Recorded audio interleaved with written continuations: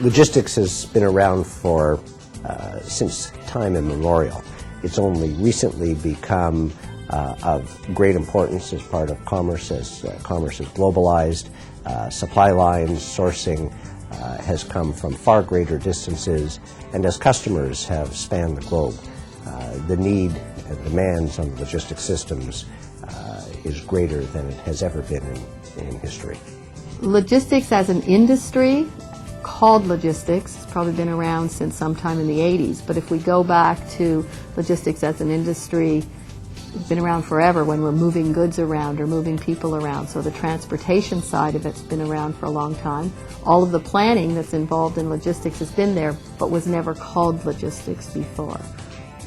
If I think of the first logistician, I think of Noah and what he did when he built the ark.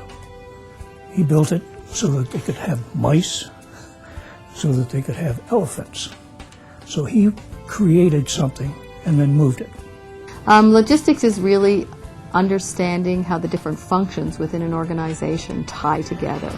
Those functions being everything from forecasting the demand to inventory planning, production planning, distribution, which includes warehousing and transportation, customer service, and all of the IT that ties that all together. It starts with procuring materials and ends when you've got a happy customer out the other end. To me, it's relatively simple. It's the movement of goods from point A to B, and depending where you are in the supply chain, logistics may be A and B changes dramatically. But basically, it's going from A to B, whatever that may be done, and conversely, the information about that flowing with it in both directions. Then when I started in business, I started in a transportation as a traffic manager. And that's all that really distribution was. Records for other people, not something that was really effective. Just we keep track of it. Yes, we move it, and yes, we meet your time schedules, but we just keep track of it. We don't do anything with it. After a while, we started to do something with it. The association grew as a result of needs from businesses in Canada. Many different companies recognized that they needed to have staff and management that had the skills and capabilities to confront the issues that they're facing today. And these organizations encouraged their managers to join and participate and be active. There was a materials management organization, there was a purchasing organization, and there was a transportation organization. There were a group of people that said, hey, we should bring these three organizations together somehow. There is some advantage to it. Certainly from the standpoint of the association in the beginning, CAPDM and then CALM, and we've matured in scope and whatnot through the years, but certainly back in those days, it was a gathering of professionals, of interested people in the industry that wanted to learn more, talk to one another, find some way to educate ourselves and continue to learn. And to me, that was the beginning and the continuation of SCL. At the time, it was a difficult sell because we were a small group. We were located in Toronto. We weren't across Canada. We didn't have anything that attracted people across Canada until we started our education course. You can find out what your competitor's doing if you come. And if you join, maybe you'll find out some more. So there were lots of things that they could learn by joining the organization. SCL didn't fill a void. They created a method of working, of getting things done. That's what they did. They created something.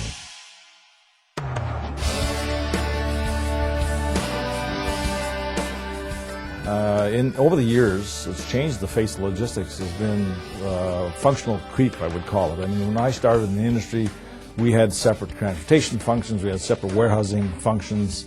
Traffic was different from transportation in those days. And certainly we started to combine traffic and transportation and warehousing. We called it distribution, and we expanded it more to information flows. And then we called it logistics. Now we're in the supply chain, which goes further and further upstream and downstream where anybody may sit. And the first force that we've observed over the past 20 years is an increased recognition by businesses around the world of the value of supply chain management and logistics in helping to make their businesses much more competitive. It's not uncommon to produce in China, to store in North America, to sell in Europe. More and more companies find themselves dealing with longer supply chains. Your focus, you operate locally, but your focus clearly is global. And certainly as trade has globalized, we've become much more dependent on those transportation networks. As a result, the infrastructure for transportation systems has grown and has developed. Today, every mode of transportation is of equal value and has its role to play in the supply chain network. So transportation is far more finely tuned than it has been in the past, and we've been very fortunate to be able to leverage that. We've seen a great maturing in transportation over the years to affect logistics. There's been a great maturing of systems, processes to be used in the industry that's helped us a lot. I think that the advent and use of barcode scanning has been a big factor in logistics performance, and with that came the transfer of information about the product between the parties. I mentioned RFID earlier. I think it's a concept that we probably started looking for some way to apply it, and now we're finding a way to apply it, and it's a few years away from getting to where we dream about it from the standpoint of tracking a can of cola right through its entire life cycle. But in a few years we'll be doing that. Over the past 20 years, there's been an emergence of organizations beginning to realize that they don't need to own and operate a business process themselves in order to have it done well. It's interesting that 15, 20 years ago it was a concept, it was a vision, it was a gleam in the eye. But today, of course, the third-party logistics business is big business, and it is a practical option. What's 3PL? That's a guy that's going to look after everything for you. You give him whatever you want. You give him the inventory and let him handle it. Let him take the orders. Let him move it. And that was an innovation. Third-party logistics work today is that those that do it well offer capabilities that go beyond what the individual logistics operator can do for themselves. On the consumer, they were directed to improving the supply of materials to that consumer when they wanted them.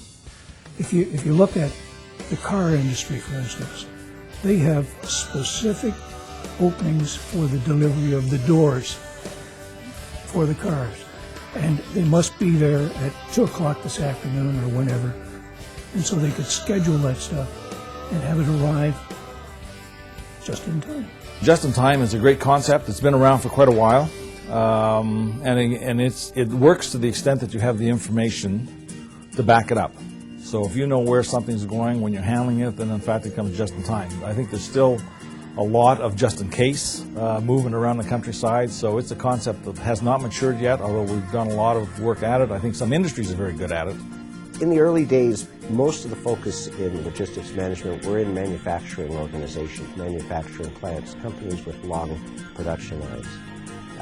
During the past 40 years, we've seen a transition, but today we're seeing increased value from logistics management and supply chain management in service industries, in resource extraction industries.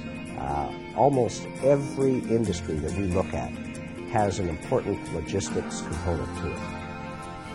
But if you look outside of that world to other worlds like hospital logistics, there's lots of interesting things going on in that arena today.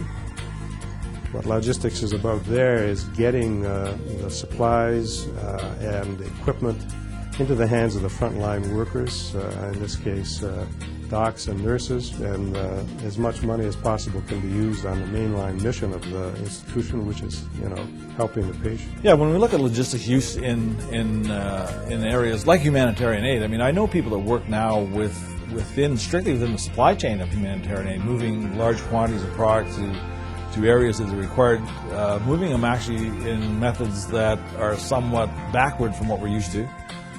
Working in some dangerous territories from the standpoint of having to go and assimilate themselves into countries and whatnot to provide the aid, and may not be the safest place in the world, but that is becoming, I think, for some of us, an increasing area of interest and responsibility. There are several things that have made SCL as effective as it is. One, for sure, is the importance that has always been put on leadership of supply chain operators. So you look back over the years at not only the chairs, but at the board level, and it's always been supply chain operators who've been sort of setting the policy, helping to decide the program. And that point of view is what has brought to the members, you know, the best programming and the best possible services. But I think in Canada, we certainly have problems in logistics that relate to sending sometimes smaller quantities because of critical mass over larger distances. So I think we have a unique perspective sometimes to the logistics industry than some of our neighbors do. The operators have always taken the position that, you know, we operate nationally, our markets are national, our logistics needs are national, and the right thing to do is to keep the association strong in all parts of the country. You know, it's always been the intent of the association to stay up with the times and, in fact, to help the members stay ahead of the times.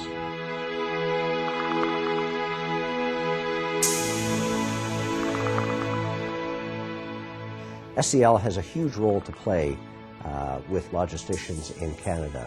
Things continue to change in logistics. They always have, and you know, today is no exception. One of the biggest challenges that we in Canada have to deal with as logisticians is a fundamental change to our economy. Decisions made outside Canada have a bigger impact on what goes on inside Canada. We're facing new needs from both an international trade point of view, from a border operations and security point of view, and SCL has worked hard and will continue to work hard to provide information and knowledge to its members to help them deal with this.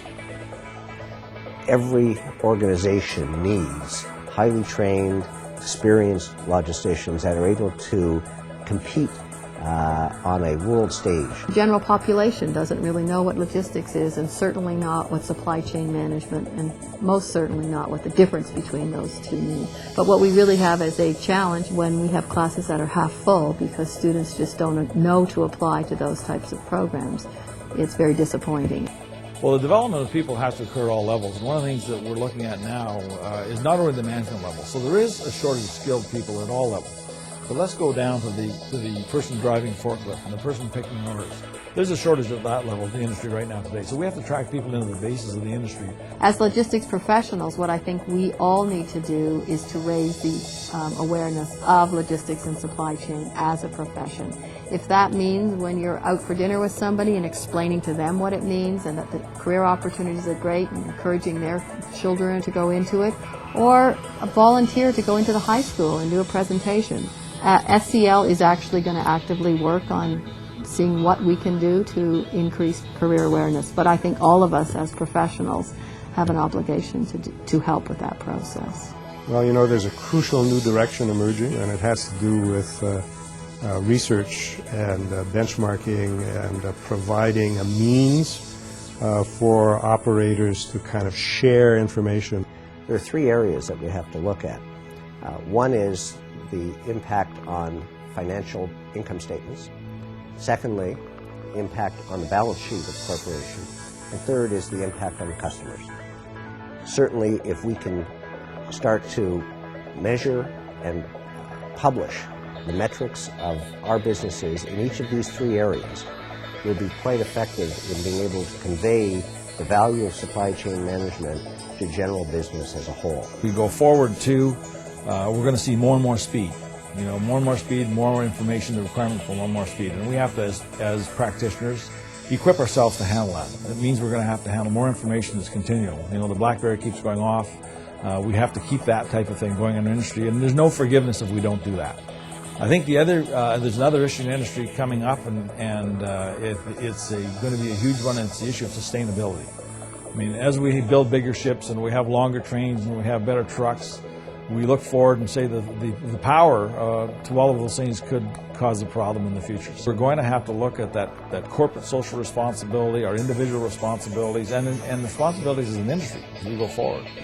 We're introducing at this next session a Green Award for people who do substantially change the way things are done. And I think that's the type of thing that SCL can continue to do. There are goals out there now with the cleaner diesel fuel that came out last August to cut consumption and cut greenhouse gases. I've been involved in looking at a project to put solar panels on the roof of a 1 million square foot warehouse that would power the warehouse. As we go future, I think SCL continues in the same mode it's always continued. I think it's a contributor to ideas. It's a contributor to people meeting and talking about ideas. I think that anyone who's been a member of it for the last 40 years has recognized that they've gotten a lot of value out of it, learned a lot from it. We've got at SCL now broader base than ever topics for the members to discuss. Certainly our conferences are broader based from the standpoint of content. So I think SCL has kept up very well with the real world of supply chain and logistics and providing everybody in Canada with the opportunity to learn as the industry grows. It's still a demand that is necessary. It's something that we must provide. It's education and broadening of the ideas and the things that can be done. We're seeing new people coming into the industry with new ideas and trying to reach for things that we didn't even know could be done. There's no better time to be in supply chain than today. There's new technology that's coming on stream. There is greater demand, greater recognition of the value of supply chain in business today. So SCL will continue to provide the networking and the broad-based education, I think, and exposure for its members and for people in Canada to what's required to grow the industry. It just never ends. It just keeps on going because there are new things introduced every time. Every year there's something, every day there's something new introduced. In general, we're limited by our imagination. And I think that's what's taken the industry forward so much is that we've had people in it that dream about something different, that look at different concepts, that take systems and processes and try and improve on them. It is an industry of continuous improvement. That's, I think, the price of entry to continue in supply chain is being able to handle continuous improvement. So we're limited by our imagination.